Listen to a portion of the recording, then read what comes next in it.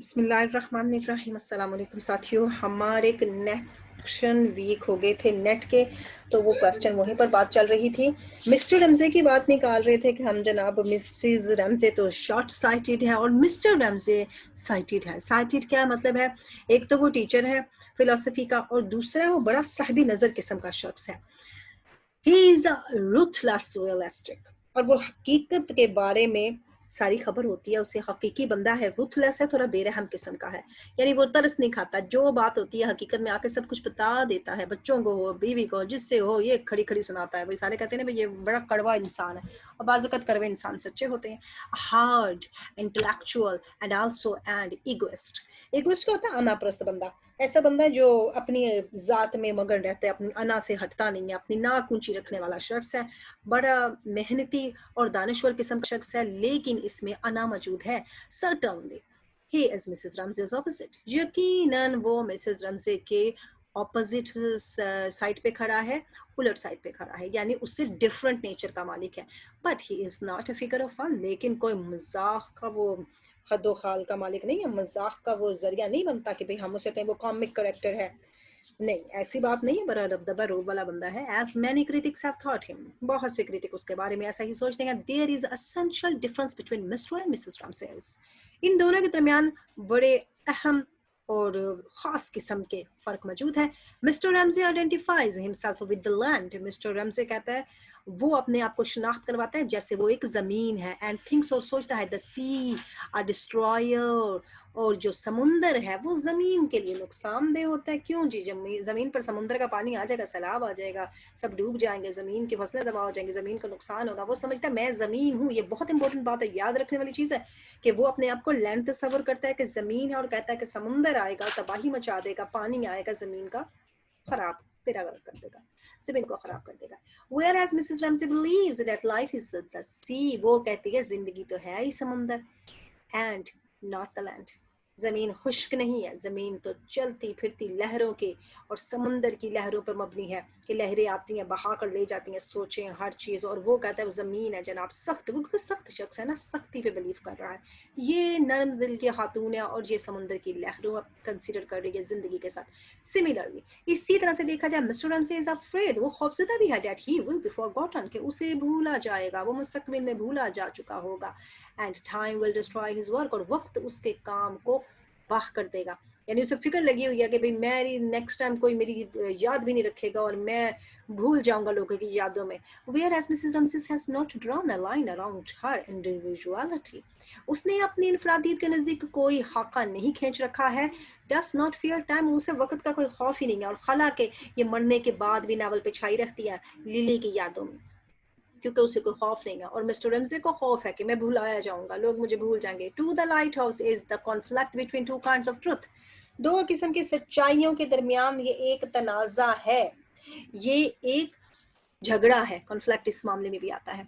सच्चाइयों के दरमियान दो किस्म की सच्चाइयां हैं। फॉर मिस्टर रमजे के लिए क्या है? Truth is factual truth. वो कहता है सच्चाई जो होती है ना, हकीकत पसंदी वाली होनी चाहिए, फैक्चुअल होनी चाहिए, असली होनी चाहिए। ऐसा सच होना चाहिए जिसकी कोई तरदीद ना कर सके, जिस सच्चाई को कोई झुटला ना सके। फैक्चुअल ट्रूथ पे वो बिलीव करता है। For Mrs Ramsay truth is the movement towards truth. वो कहती है सच्चाई तो सच्चाई की तरफ जाने का ये एक लम्हा है। सच्चाई होगी तो हम सच्चाई की तरफ जाएंगे ना। और वो कहता है सच्चाई ऐसी होनी चाहिए कि दूसरा बंदा उससे झुटला ही ना सके। वो कहती है सच्चाई होगी तो दूसरा बंदा भी सच को मानेगा, अगर सच होगी नहीं बात तो दूसरा तो कहेगा कि भाई ये तो सच ही नहीं है। और जनाब आप कह रहे हैं कि हकीकत होनी चाहिए, सच में भी हकीकत पसंदी होनी चाहिए। फैक्चुअल इस मफहूम में भी आ जाता है। और फैक्चुअल अगर हम वो हीरो की किस्मत के हिसाब से देखना तो मुखलिक भी आ जाता है। Since the struggle for truth is the truth itself, यहाँ तक सच के लिए कोशिश करना भी एक सच्चाई है। स्ट्रगल फॉर द ट्रूथ, सच के लिए कोशिश करना, इज द ट्रूथ इटसेल्फ, वो भी तो सच्चाई है। However, ताहम the novel verifies Mr Ramsay's truth. और नावल क्या करता है? मिसेस रमजे ने जो सच्चाई है ना उसकी तस्दीक करता है कि वो जो बात कह रही है वो ठीक है। वो कह रही है जिंदगी समुंदर है, ठीक है। वो कह रही है कि सच के लिए कोशिश करना भी एक सच्चाई है, वो ठीक कह रही है। उसकी तस्दीक हो जाती है, वेरीफाइज हो जाता है, क्योंकि वर्जीनिया ने लेडीज की ही साइड लेनी थी। मिस्टर रमजे स्पेशलाइजेस नॉलेज, अब वो क्या कर रहा है, उसकी जो नॉलेज है, स्पेशलाइजेस है, वो माहिर इल्म है। स्पेशलिस्ट होते हैं ना, ये नॉलेज के बारे में बड़ा माहिर है, स्पेशलिस्ट है, बड़ा उसके बारे में इल्म रखता है, इल्म के बारे में भी माहिर इल्म है।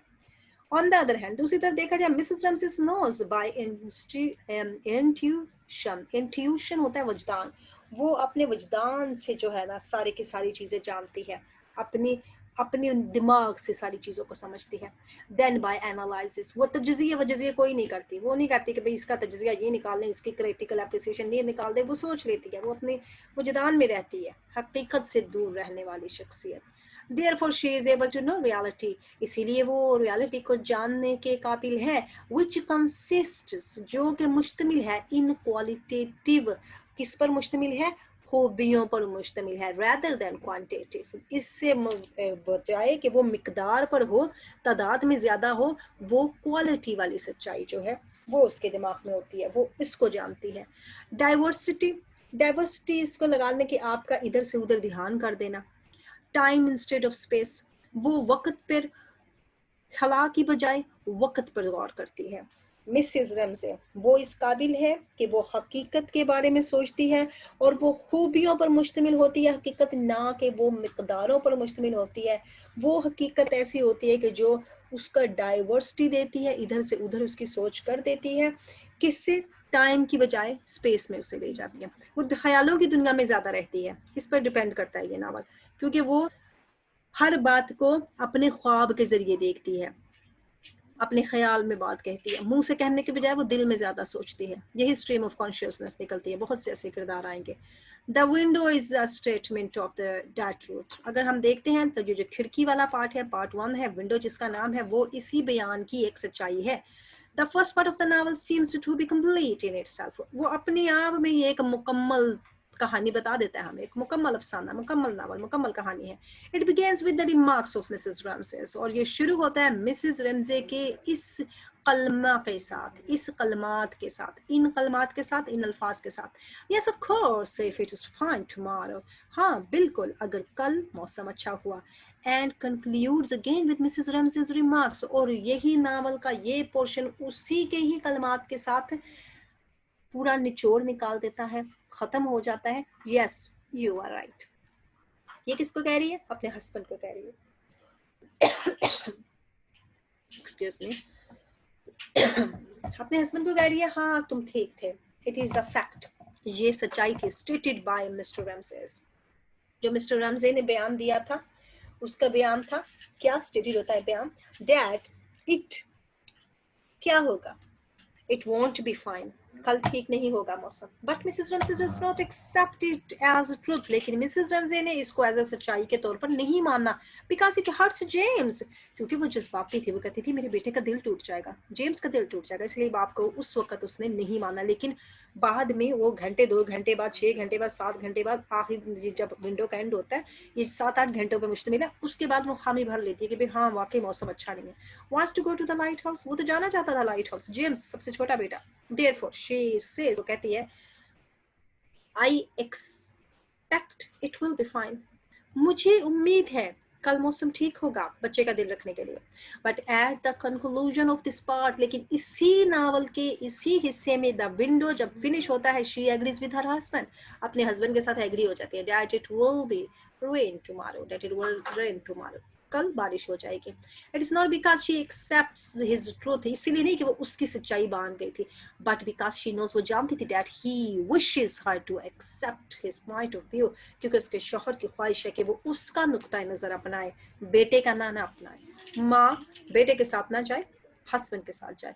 as her disregard of factual truth would enrage Mr. Ramsey, enrage क्या होता है, गुस्सा दिला देगा, किसको गुस्सा दिला देगा, अगर वो इख्तलाफ करती है, डिसरिगार्ड करती है, बेइज्जती करती है, नफी करती है उस फैक्चुअल ट्रुथ की, उस हकीकत पसंदी की, सच्चाई की जो उसके शौहर ने कहा है, तो वो इनरेज हो जाएगा, वो गुस्से में आ जाएगा। मिसेस रमसे थिंक्स, वो थिंक्स, सोचती है, that factual truth is short lived, ये जो हकीकी सच्चाइयाँ होती हैं ना, बड़ी कम जिंदगी होती है इनकी। Even Mr Ramsay himself realises it, फ्रिजुअलिटी। और मिस्टर रमजे बजाते खुद भी जानता है कि ऐसी सच्चाइयाँ जल्द टूटने वाली होती हैं, नाजुक सच्चाइयाँ होती हैं। एंड ही थिंक्स, वो सोचता है that he will be forgotten someday. कुछ ना कुछ तो उसके दिमाग में चलता है कि जनाब मैं भुला दिया जाऊंगा, कुछ दिनों के बाद लोग मुझे भूल जाएंगे। देयरफॉर ही मस्ट, इसीलिए वो क्या चाहता है, फ्रॉम टाइम टू टाइम, थोड़े थोड़े वक्फे के बाद, leave of his metaphysical speculations, अपनी वो ये मेटाफिजिकल होती हैं गैर मादी किस्म की, जो दुनिया से दूर होती हैं, स्पेकुलेशंस होती हैं उसकी कयास सराइयाँ, वो सोचा है गैर मादी किस्म की, एवं वो सबको शुबाहज में पड़ा रहता है, एवं सोचता रहता है, ख्याल ख्वाब देखता रहता है। And returns to his wife, और अपनी बीवी की तरफ आता है फॉर सिंपैथी, कि बेगम उसको सिंपैथी दे, बेगम उसका दिल रखे, बेगम कहे भाई हाँ हाँ आप ठीक कह रही हैं जनाब। मिसेस रमजे अपीयरेंट, अब मिसेस रमजे की जो अपीयरेंट है इलॉजिकलिटी, वो क्या करती है, वो हमें लॉजिकल होता है ना अकल के साथ, ये इलॉजिकलिटी है, गैर अकली किस्म की कर देती है। किसको, द एक्चुअली, एक्चुअली जो तर हकीकत में होने वाली है, क्या होने वाली है, the certainty, the certainty of intuition, certainty यकीनन, जो हमारी वजदान में असली चीजें आने वाली हैं वो जल्द खत्म होने वाली है। मिसेस रमसे उनकी ज़ाखरी को, उनकी ज़ाखरियत को गैर अकली कर देती है। क्यों, क्योंकि वो शोहर के साथ चली जाती है, हालांकि वो जानती है कि शोहर की सच्चाई भी सच्चाई कोई नहीं है, लेकिन वो उसके साथ देती है। फॉर हर हस्बैंड, अपने हस्बैंड के लिए, her truth is a false truth, उसकी सच्चाई तो झूठी सच्चाई है ना। एक ओबीडिएंट वाइफ है, हस्बैंड के ख्याल में उसने उसकी सच्चाई को मान लिया और अपनी सच्चाई को झुटला दिया। But he would perish without it, लेकिन वो क्या करता है, वो तो जनाब चाहता है कि बस बेगम मेरे पे फना हो जाए, पेरिश होता है बस फना हो जाए। और इलॉजिकलिटी लगा दे, तसव्वुरात, बसारत, लॉजिकल वही आते हैं ना हमारी अकल की बातें, और इलॉजिकली ज़ाहरी तौर पर, ज़ाहरी अपेयरेंस, ज़ाहरी तौर पर इलॉजिकली वो अपने हस्बैंड का साथ देती है, क्योंकि वो जानती है कि उसकी सच्चाई, बेगम की अपनी सच्चाई कोई हैसियत नहीं रखती है। और वो क्या होगा, he would parish without it, अगर वो हस्बैंड की बात नहीं मानेगी तो वो तो बिल्कुल तबाह हो जाएगा, वो इसके पॉइंट ऑफ व्यू के साथ नहीं चलेगी तो हस्बैंड का दिल टूट जाएगा। शी नोज, वो जानती है डेट हर सिंपलिसिटी, कि उसकी जो सादगी है, अगर बेगम की सादगी है तो उसकी सादगी क्या कर सकती है, कैन फैदम, वो इसको पसंद नहीं करेगा, उसकी सादगी को वो नापसंद कर देगा। क्यों, व्हाट क्लेवर पीपल फॉल्सिफाइड, जो ये होशियार चालाक किस्म के लोग करते हैं इस किस्म की जालसाजियाँ, इस किस्म की जालसाजियाँ करते हैं, तो वो भी चाहती है कि वो अपने हस्बैंड के साथ रहे, कि उसके हस्बैंड उसको फैदम ना करे, फैदम नापसंद के मफहूम में यहाँ आ रहा है। She has been seen only through our window, वो तो सिर्फ एक विंडो के जरिए देखी जा रही है और वहीं से वो देखती है, जिंदगी को एक खिड़की के थ्रू देख रही है। And the reader has seen her concept of truth, और हम रीडिंग करने वाले उसी के नजरियात की, सच्चाई के नजरियात को देखते हैं, only through the window of her own room, और उसी के कमरे की विंडो से देख रहे हैं। शी आइडेंटिफाइज हर ट्रूथ, वो अपनी सच्चाई को क्या कर रही है, उसकी शिनाख्त कर रही है, सच्चाई की शिनाख्त कर रही है। कैसे, विद द लाइट हाउस, कि वो रोशनी में अपनी सच्चाई की शिनाख्त करेगी, जो वो सच्चाई चाहती है उसे वो मिल जाएगी। जस्ट एज मिस्टर रैमसे, जी जी जेड, मिस्टर रैमसे का जेड जो है ना, ग्लीमर्स रेड इन द डिस्टेंस, दूर से बहुत चमकता है, ग्लीमर होती है चमकने वाली चीज। सो the idea that mister Ramsay feels, वो इस ख्याल को महसूस करता है, it shines like a Ruby, वो कहता है कि दूर से चमकने वाला मेरा जेड जो है, ये जो जेड हर्फ है जहां पर वो जाना चाहता है, ये उसका एक इमेज है कि भाई मैंने यहाँ पर पहुंचना है, लोग अभी तक क्यू पर हैं, मैंने क्यू से आगे आर पर आना है, जो मेरे से आगे निकल के वो डब्ल्यू एक्स वाई पे भी चले गए हैं, और ए हमारा स्टार्ट है और जी हमारी काम का एक एंड है, जेड तक हम पहुंचते हैं तो हम कामयाब हो जाते हैं। और जेड उसके लिए एक रेड ग्लीमर की, जो बहुत दूर है लेकिन अच्छा खासा चमक रहा है। किसके जैसा चमक रहा है, एक रूबी के जैसा। रूबी एक लाल होता है, एक नगीने का नाम है, नगीने के जैसा कहता है वो, ये रेड मेरे लिए चमक रहा है। Her way of meeting is different from her husband's way. अब ये बेगम का, हाँ यहीं पर थे हम लोग। So the idea that Mr Ramsay's feels, वो महसूस करती है, it shines like a ruby, कि ये एक रूबी के जैसा चमक रहा है। क्या चमक रहा है, उसकी सच्चाई, जो उसे दूर से लाइट हाउस नजर आ रहा है उसे रूबी लग रहा है, और जो हस्बैंड को जी नजर आ रहा है उसको जी की खुशी नजर आ रही है कि भाई जी में मेरी, वो जैसे कहते हैं ना कि एक मजनू को अगर दिखाओगे चांद का चेहरा तो उसे लैला नजर आएगी, एक भूखे को दिखाओगे तो उसे चांद में रोटी नजर आएगी। ये वो अपने अपने पॉइंट ऑफ व्यू से देख रहे हैं। Her way of meeting is different from her husband's way, उसका जो बात करने का तरीका है, उसका जो मिलने मिलाने का तरीका है लोगों के साथ अपने हस्बैंड से डिफरेंट है। It is an and in itself, और ये अपने आप के अंदर ही एक अख्ताम है। And Mrs Ramsay's is a means of an end, और मिस्टर रमजे का मतलब क्या है कि बस मैं तो एंड तक पहुंचूं। वो कहती है हमारे तल्लुकात बेहतर होंगे, हम लोगों के साथ अच्छे होंगे तो हम किसी नतीजे पर पहुंचेंगे, लेकिन मिस्टर रमजे कहते हैं कि जो मैंने कह दिया ना वही एंड है, उसके बाद कोई बात ना करना मुझसे, जो हमने कह दिया बस बात खत्म। 7 days और 7 times द फ्रेज, 7 मरतबा ये जुमला आया है someone had blundered, ये मिस्टर रमजे बार बार इसको दोहराते हैं, किसी ने तो कोई ना कोई ब्लंडर किया है। ब्लंडर का मतलब गलती की है, और ये बार बार मिस्टर रमजे का तकिया कलाम है, बार बार कहते हैं someone had blundered, खुद चाहे जितनी मर्जी गलतियां करे, उसको अपनी गलती की परवाह नहीं, लेकिन वो कहता है किसी ना किसी ने गलती की है। इज रिपीटेड, बार बार दोहराया गया, इधर मिस्टर रमजे और मिसेस रमजे इज रॉन्ग, हालांकि मिस्टर रमजे या मिसेस रमजे दोनों गलत भी हो सकते हैं। And the end of the novel, आखिर में शोज क्या हमें पता चलता है, नॉवल हमें बताता है that it is Mr Ramsay who had blundered, Mr Ramsay बजाते खुद ब्लंडर रखता था, खुद गलतियां करता था और कहता फिरता दूसरों को था कि भाई इसने गलती की है। अगर वो लिली के पास से गुजरता है तो पेंटिंग करिए तो उसे कहता कि भाई वो लिली बातें कर रही है, किसके साथ कोई करेक्टर उसके साथ खड़ा है, भी मेरे जहन में नहीं आ रहा, तो उसको कहता भाई हाँ यहाँ पर कोई ना कोई गलती होने वाली है, बच्चों ने कोई बंदूक शूट कर दी, भाई हाँ इन्होंने गलती कर दी, उधर से बेगम ने कुछ कर दिया, भाई someone had blundered, हर एक गलती पर है, लेकिन मैं जनाब गलती पे नहीं हूँ। लेकिन एंड में क्या पता चलता है मिस्टर रमजे बजाते खुद गलती पर था। The second part of the novel, the time passes. Time passes पे चलते हैं, has been praised by as masterpiece of description. इसकी तारीफें ऐसे हुई हैं कि इसको शाहकार तस्वुर किया गया है, इसकी डिस्क्रिप्शन ऐसे बयान नहीं है कि ये हिस्सा शाहकार कहलाता है। Time passes must be praised only as piece of impressionistic. Impressionistic क्या होते हैं? तासुराती किस्म के राइटिंग, ऐसी जो तासुर छोड़ जाती है। टाइम पासिस में उसने ऐसी राइटिंग यूज की है जिसने अपने तासुर को छोड़ा है। It is actually the test of Mrs Ramsay's vision, क्योंकि ये मिस्टर मिसेस रैमजे के तस्वुरात, उसकी बसारत का एक इम्तहान रहा है ये हिस्सा, क्योंकि इस हिस्से में वो वफात पा जाती है ना। इस हिस्से में हमें ये पता चलता है कि भाई मिसेस रैमजे जो हैं वो इंतकाल कर गई हैं, और ये हिस्सा सारा 20 सफ़ात पर मुश्तमिल है, ऐसा रीडिंग में आता है।